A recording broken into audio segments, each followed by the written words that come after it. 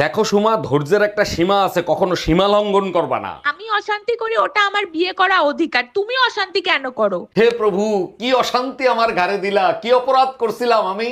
এখন প্রভুর দোষ দিচ্ছ কেন? প্রভু কি তোমাকে বিয়ে করতে বলছিল? এই রুম্পা, তোমার ইংলিশের লেখাপড়া কিরকম চলতেছে? ভালোই চলতেছে, কিছু কিছু জিনিস নিয়ে কনফিউজড আছি। কোন বিষয় নিয়ে তুমি কনফিউজড আছো আমাকে বলো, আমি বলে দিচ্ছি। 33 এর ইংলিশ কি হবে? 33। আর 22 এর ইংলিশ? 22। তাইলে 11 রে 11 বলে কেন? 1 to 1 হবে না? हम इसका पति है, हमको सिर्फ फांसी का सजा चाहिए। কয়াফা কি রে? বিয়ে কি প্রেম করে করা ভালো নাকি পরিবারের সিদ্ধান্তে করা ভালো?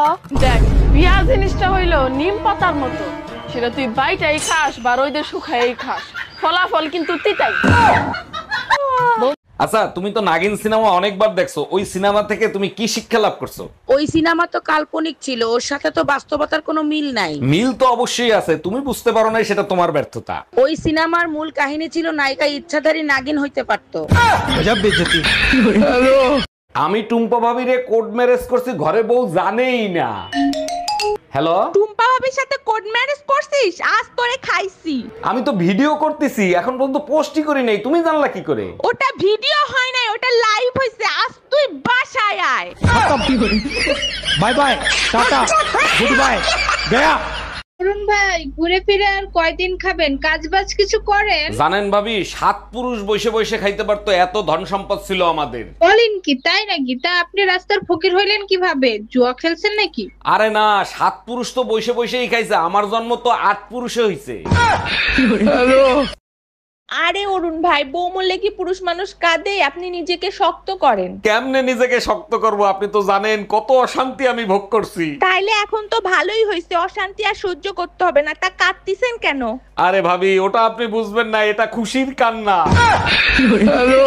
তুমি মসজিদে নামাজ পড়তে যাও না হুজুরের সাথে গ্যাঞ্জাম করতে যাও? হুজুর জিজ্ঞেস করছে জুম্মার নামাজ শেষে কোথায় যাবেন, আমি বললাম কবরস্থানে যাব। এর জন্য তো হুজুর রাগ হতে পারে না, কি হইছে সেটা বলো। হুজুর বলে আরবিতে বলেন, তখন আমি বললাম ইন্না লিল্লাহি ওয়া ইন্না ইলাইহি রাজিউন। আসলে সুখে থাকতে বেশি কিছু লাগে না, কিন্তু কতটা সুখে আছি এটা সবাইকে দেখানোর জন্য অনেক খরচ হয়। বাড়ি লাগে, গাড়ি লাগে, ডাইনিং টেবিল লাগে, সোফা লাগে, এসি লাগে, এসি, ভালো ভালো খাবার খাওয়া লাগে। খালি ভালো ভালো খাবার খেলে হয় না, এগুলোর আবার ছবি তুলে ফেসবুকে আপলোড করা লাগে। এগুলো ছবি তোলার জন্য করে আবার আইফোন কেনা লাগে, মানে প্রচুর খরচ। আবার মাঝে মধ্যে ভ্রমণের যাওয়া লাগে, থাইল্যান্ড, সুইজারল্যান্ড, কানাডা, মানে খরচ আর খরচ। এত টাকা খরচ করার থেকে আমার মনে হয় যে দুঃখে থাকা ভালো আছে। টায়ার্ড হয়ে গেছি, এক গ্লাস পানি দিবা?